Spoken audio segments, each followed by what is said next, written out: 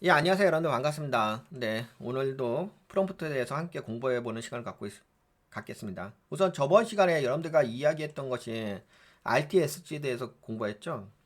근데 제가 이 RTSC를 그냥 간단하게 이렇게 뭐 설명만 하고 넘어가면 좋긴 한데 이게 이제 계속 듣다 보면은 여러분들이 응용을 할 수가 있어요. 그래서 뭐 어제 같은 경우는 약간 이제 어제 방송에서는 RTS 중에서 C에 해당되는 컨디션 컨스트레인에 대해서 공부를 했습니다.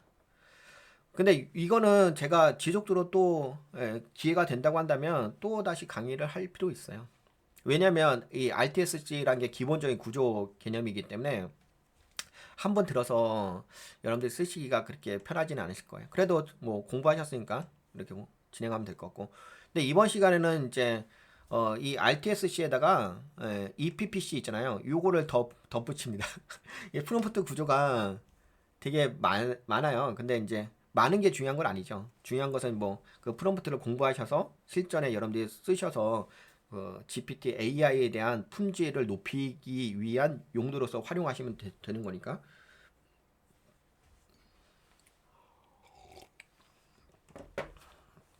그러면 좀 설명 좀 해드릴까요? 해드릴게요. RTSC 플러스 EPPC의 구조적 설계 프레임워크. 예. EPPC는 감응형 공진 설계 요소입니다.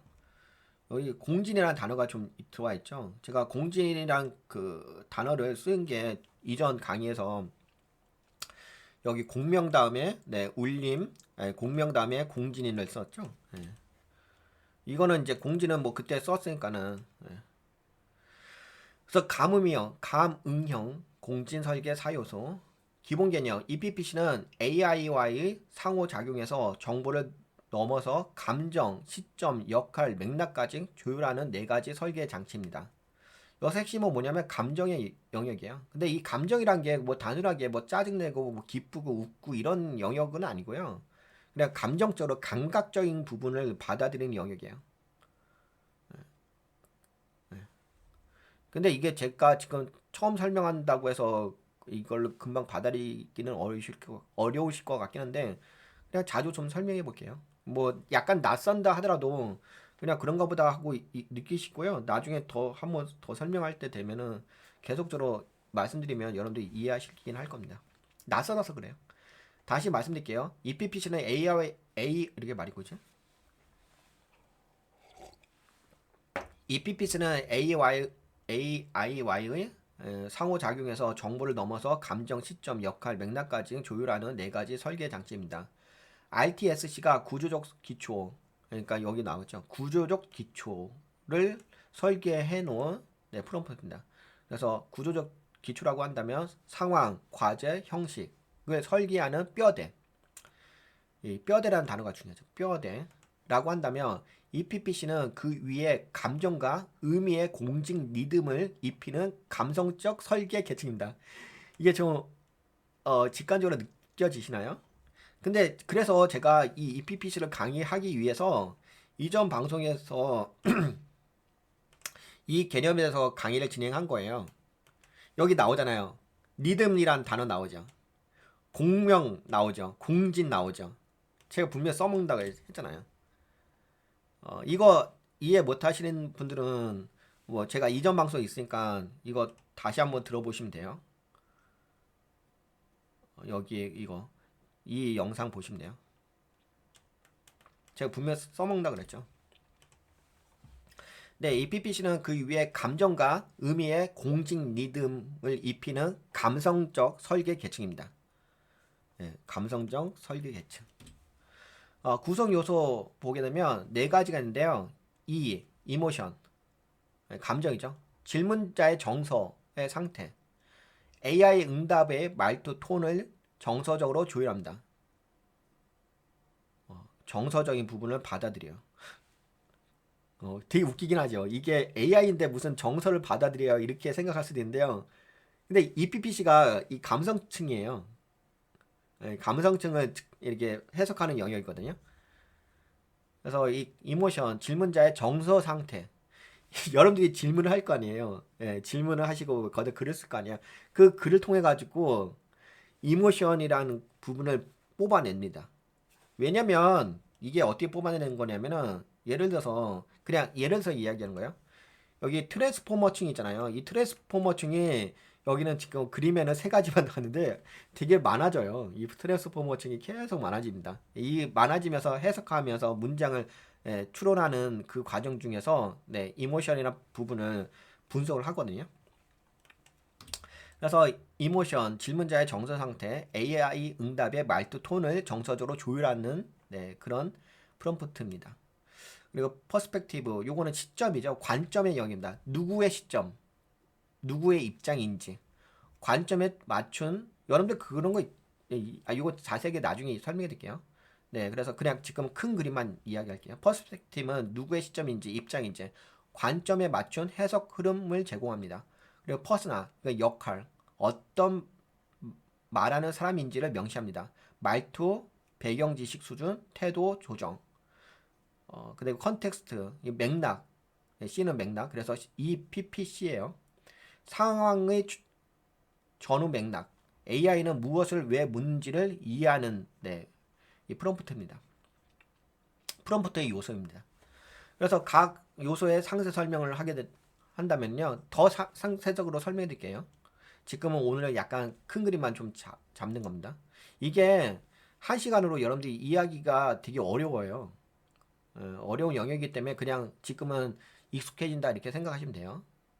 이는 이모션, 감정 상태 및 정서 조율. 그리고 또 이거 들으실 적에 내가 굳이 뭐 이렇게까지 내가 뭐 프롬프트를 작성을 해야 하나? 라고 생각하시긴 할 거예요. 근데 그렇게 써요. 잘 모르셔서 그런 거지. 일반 개인 투자자분들이 이런 표현을 하긴 합니다. 근데 그게 왜 프롬프트에 어떻게 적용하는지를 모르셔서 그런 것 뿐인 거지. 하긴 해요. 예. 그래서 이모션, 말투에 감정이 실리면은 AI는 그 리듬을 따라 응답합니다. 그래서 이거 제가 저번에 강의했잖아. 리듬, 리듬에 따라서 답하는 거예요. 질문자의 리듬. 말투에 감정이 실리면은 AI는 그 리듬을 따라 응답합니다. 질문자 감정이 평온한지, 흥분했는지, 지쳤는지에 따라 AI의 응답 스타일, 말투, 위로, 에너지 수준이 달라집니다. 근데 이제 제가 이렇게 설명하니까 굳이 이렇게까지 내가 답변을 요청을 해야 하나요? 라고 할 수 있는데 이렇게 요청하면 좋죠. 왜 좋냐? 계속 이야기했잖아요. GPT AI가 응답의 품질이 달라진다니까요. 그러니까 이거를 되게 단순하게 보게 되면 굳이 내가 뭐 감정적인 부분까지 뭐 분석해달라고 내가 뭐 이렇게까지 프롬프트를 작성을 해야 돼? 라고 되게 단순하게 단편적으로 생각할 수 있어요. 근데 이것을 활용하시게 되면 다시 한번 이야기하지만 우리가 프롬프트를 배우는 이유는 그만큼 품질의 그 농도가 깊어져요. 다르다고요. 경험해 보시면 아실 겁니다. 지금은 그냥 이론적으로 공부하시니까 이게 필요할까? 그렇게 생각하시는 것 뿐인 거지. 쓰시면 달라진다고요. 감정이 명확할수록 공감도 높은 답변이 생성됩니다. 혼란스럽습니다. 차근차근 설명해 주세요. 이렇게만 해도 AI는 부드럽고 단계적으로 설명하는 응답을 유도합니다. 이런 이제 요게 약간 혼란스럽습니다. 이렇게 감정적인 표현하게 되면 이 부분을 해석을 하는 거죠. AI가 이모션 관점에서. 그러면은 답변도 AI는 부드럽고 단계적으로 설명하는 응답을 유도하게 됩니다. AI가. 그리고 요거는 이제 이모션에 대해서 이야기한 거고요. 오늘은 제가 그냥 개념적인 부분만 설명할게요. 이거 안으로 들어가게 되면 되게 디테일한 내용이 있는데 그냥 이게 하루아침에 여러분들이 알 수 있는 영역 아니니까 자주 설명을 할게요.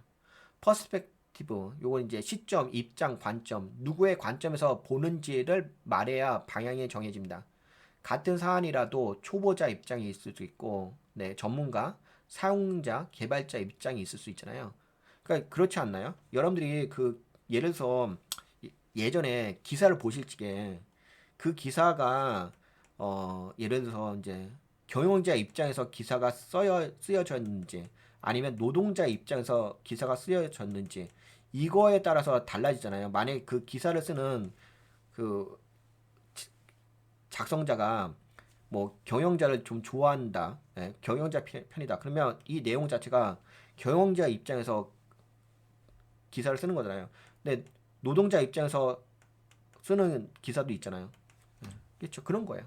같은 사안이라도 같은 주제를 하더라도 초보자 입장이 있고 전문가 입장이 있고 그러면 입장에 따라서 관점에 따라서 그 내용이 달라져요. 그러면은 내가 어떤 내용이 있어요. 예를 들어서 A라는 주제의 내용이 있는데 이 기사 내용이 있다고 봐요. 그런데 이 기사 내용을 내가 경영자 입장에서 해석을 할 필요가 있을 수도 있잖아요. 아니면 내가 이걸 투자자 입장에서 해석할 필요도 있고요. 근데 내가 경영자는 아니잖아요. 그럼 내가 투자자 입장이라고 한다면 투자자 입장에서 해석을 해달라고 요청을 할 수가 있잖아요. 근데 이 기사를 쓰는 사람은 그냥 기자 입장에서 쓴 거예요. 기자 입장. 기자 입장은 뭐 경영자도 아니고 노동자도 아니고 투자자도 아니잖아요. 그냥 있는 그대로만 쓴 거잖아요. 근데 있는 그대로의 정보만 내가 받아들이게 되면은 나는 투자를 하는 사람이야. 그러면 그 정보가 나한테 직접적으로 도움이 되는 정보가 아닐 거 아니에요. 그러면 그 내용을 투자자 입장에서 해석을 해달라고 요청을 하면 되는 거잖아요. 그러니까 같은 정보를 갖고서도 그 맥락을 다르게 해석을 해요. 그러면 투자자 입장에서 해석해줘라고 하게 되면은 그러면은 이제 AI는 투자자 입장에서 해석을 하는 거죠. 그러면 내가 근데 내가 투자자라고 해서 무조건 투자자 입장으로만 해석해 달라고 이야기하지 않을 때도 있어요. 객관적인 정보로 볼 때, 예를 들어서 이렇게 이야기했을 때, 세력 관점에서 이야기해줘. 세력 관점에서 이 내용에 대해서 분석을 해줘. 라고 이야기할 수도 있잖아요. 아니면 개인 투자자 입장에서 이야기해줘요. 이렇게 관점을 같은 주제를 갖고서 다양하게 바라볼 수가 있잖아요. 그럼 그때 되게 유용하지 않을까요? 엄청 유용하겠죠. 특히 여러분들이 제 방송은 대부분 시청하신 분이 투자자니까 나 투자자 입장에서 이걸 분석해줘 이렇게 할 수도 있잖아요. 근데 이제 꼭 투자자 입장이 아닐 수도 있긴 한데 예를 들어서 그렇다는 얘기예요. 같은 사안이라도 초보자, 전문가, 사용자, 개발자 입장에서 설명 방식이 전혀 달라져야 합니다. 그쵸? 그냥 단순하게 우리가 AI를 사용하는 것이 문장을 요약해 주는 것이 핵심은 아니잖아요. 그 문장을 어떤 관점에서 요약해 주는가도 되게 다양하게 바라볼 수가 있는 거잖아요. 그때 이 퍼스펙티브를 사용하시게 되면은 그럼 여러분에게 도움이 많이 되시겠죠? 질문자가 어떤 시점에 서 있는지를 알려주면 AI는 그 눈높이에 맞춘 설명을 설계합니다. 그게 퍼스펙티브. 저는 주식 초보자입니다. 이 차트를 쉽게 설명해 주세요. 라고 한다면 초보자 중심으로 용어 해설이 포함된 설명이 나옵니다. 예를 들어 이야기일 거예요. 근데 이거는 여러분들이 퍼스펙티브는 관점을 다양하게 바꿀 수도 있는 거죠. 저는 주식 전문가, 주식 투자자입니다. 그 투자자 입장에서 설명해 주세요. 이렇게 할 수도 있는 거고요. 그리고 퍼스나 역할.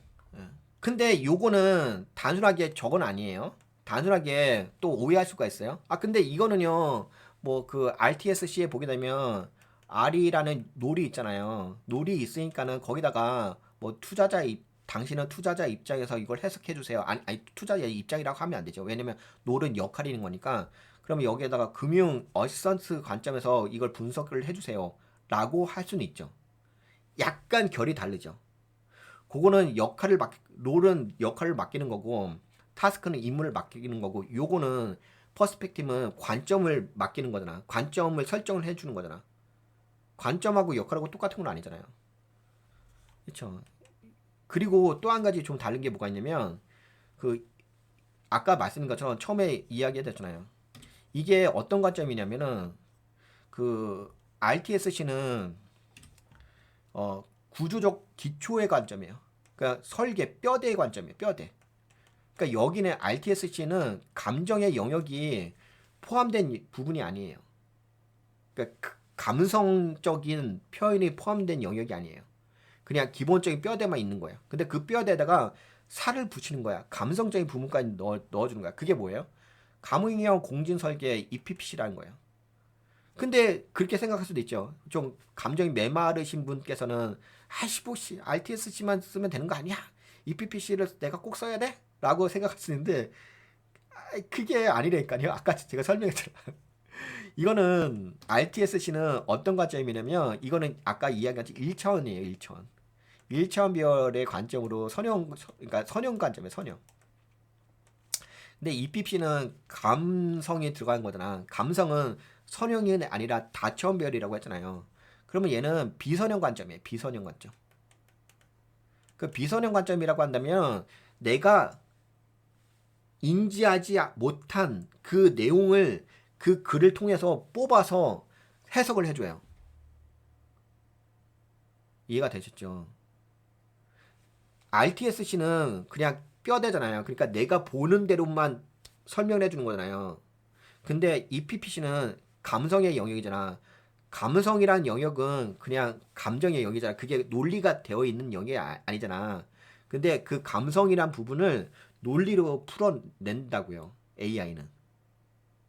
물론 감성으로 받을 때도 있는데 이 EPPC라는 영역 감성의 영역이기 때문에 감성의 영역을 논리로 풀어낸다고요. 그럼 여기는 비선형 관점인데 비선형 관점은 내가 예측하지 않은 이야기를 뽑아낼 수가 있어요. 그럴 때 유용하게 쓰죠. 그러면 어떻게 돼요? 내가 예측하지 못한 내용을 내가 놓치고 있는 내용을 뽑아서 답변을 해주니까 나에게 얼마나 도움이 되겠어요. 그렇잖아. 세상에 내 시야로만 보는 게 모든 세상이 아니잖아. 내가 미처 생각하지 못하는 다른 세상들이 존재하잖아. 그럼 내가 이 내 머리라는 게 한계가 있는데 내 머리를 벗어난 비선형적인 정보를 나에게 던져준다고 한다면은 그러면 너무 좋은 거 아니겠어요? 누구나 볼 수 있는 정보 말고 비전형 정보를 나에게 전달해 준다면 그러면은 수많은 정보를 남들이 못 보는 정보들을 나는 그걸 가져올 수 있는 거잖아. 이해가 되시죠? 그래서 제가 이야기했잖아요. 감성적인 부분이 엄청나게 많은 여러분들에게 되게 소중한 정보를 갖다 줄 수 있다는 거지. 그래서 공부하는 거예요. 그 다음 P, 퍼스나, 역할, 말하는 사람의 성격. AI는 당신의 캐릭터를 따라 말투와 깊이를 조정합니다. 그러니까 캐릭터, 뭐 성격, 성향 이런 거죠. 질문자가 어떤 역할, 교사, 부모, 마케터, 경영자 등 인지에 따라 AI는 대화의 톤, 지식, 수준, 예시 방식 등을 조정합니다. 근데 여러분들 이거 저 읽으실 적에 이런 거 그 개념 들으실 적에 좀 헛갈리시면 안 될 게 뭐가 있냐면은 그 아까 전에도 제가 계속 이야기했지만 RTSC에도 이런 내용이 들어갈 수 있어요. 근데 RTSC도 뭐 역할이 있으니까 뭐 교사, 부모, 뭐 마케터 이런 역할을 부여하면 되는 거 아닌가요? 근데 아까 전에 이야기했잖아. 그게 그렇게 RTSC에 들어갈 수도 있는데요. 이 영역은 감성의 영역이라니까요. 감응의 영역이라니까요. 같은 거라 하더라도 다르게 반응을 한다고요. 나중에 그냥 지금은 잘 이해가 안 될 수도 있어도 그렇게 된다고요. 구조 설계 자체가 좀 달라요. 관점 자체가. 저는 아이에게 이 개념을 설명해야 하는 초등학교 선생님입니다. AI는 유와 친화적인 예시와 설명 방식을 제공합니다. 이렇게 여기다가 이렇게 설정하게 되면은 퍼스널에다 이렇게 설정하게 되면 그리고 마지막으로 C 컨텍스트. 이 컨텍스트가 가장 중요하죠. 컨텍스트 맥락 전후 사정. 무슨 상황인지 알아야 AI가 적절한 답을 고를 수가 있습니다. 상황의 전후 배경 없이 무작정 질문하면 AI는 흔들립니다. 언제 어디서 왜 필요한 질문인지를 알려주는 맥락은 AI 판단력과 응답 일관성에 큰 영향을 줍니다. 내일 아침 회의 자료로 써야 하니 요점만 정리해 주세요. 이게 상황이잖아요. 그 AI는 불필요한 서술을 줄이고 핵심만 간결하게 제시합니다. EPPC를 왜 사용하는가? EPPC를 적용하지 않는 질문, EPPC가 반영된 질문. 그냥 이 개념 설명해줘. 요거는 EPPC가 적용되지 않은 거죠. 그리고 요거는 EPPC가 적용된 거. 저는 초등 교사인데 아이가 이해할 수 있게 부드럽게 설명해 주세요. 부드럽게 설명해 주세요. 감성적인 부분이 들어가지. 이 기사 요약해줘. 이렇게 EPPC가 적용되지 않은 질문이잖아요. 근데 EPPC가 적용된 질문은 내일 회의 발표 요인이 요약은 간결하게 숫자는 표로 정리해 주세요. 상황을 이야기하는 거죠. 컨텍스트를 이야기하는 거죠. 내일 회의 발표 용인이. 근데 다시 한번 이야기하지만 이건 예시예요. 이 예시가 모든 구체성을 이야기하는 건 아니거든요. 다시 한번 이야기하지만 EPPC는 감흥의 영역이에요. 감성의 영역이에요. 그 부분은 반영하기 위해서 EPPC를 사용을 하는 거예요. 근데 아까 말씀드린 것처럼 감흥의 영역은 뭐냐? 다천 배열이에요. 그러니까 다천 배열이면 어떻게 됐어요? 당연히 그 답변의 그 사고 수준이 답변의 질이 높아질 수밖에 없어요. 똑같은 정보 요청이라도 EPPC를 적용하게 되면 여기 써있죠. 결국은 이거예요. 여러분들 이걸 공부하는 이유가 응답 정밀도가 비약적으로 높아져요. 아 이게 왜 그래요? 라고 하지 마세요. 이게 왜 그래요? 라고 하면은 너무 논리적으로 접근하시는 거고 하셔서 경험을 해보세요.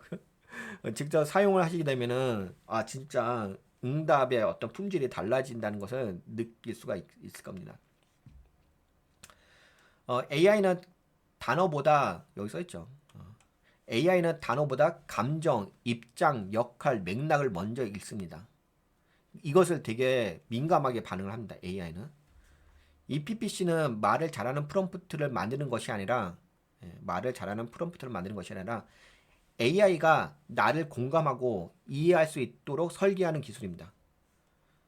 나를 공감할 수 있도록. 그러니까 이걸 어떻게 설명했지?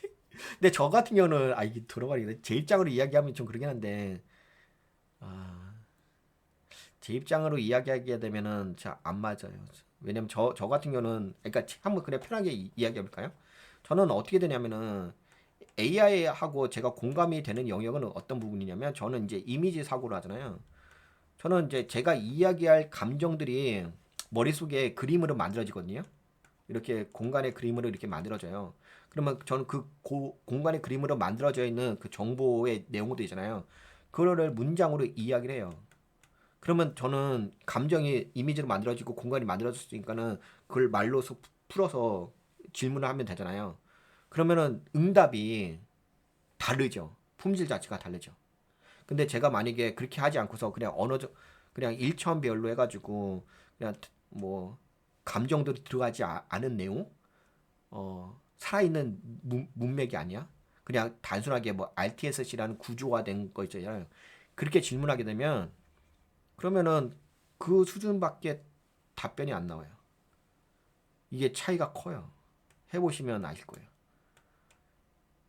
근데 이거는 아까 제가 이거 녹화 뜨기 전에 미리 말씀드렸잖아.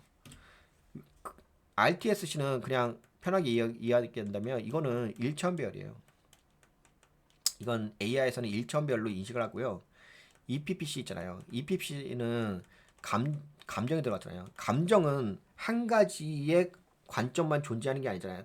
다양한 이야기들이 녹아져 있는 게 감정의 영역이잖아요. 감각의 영역이잖아요.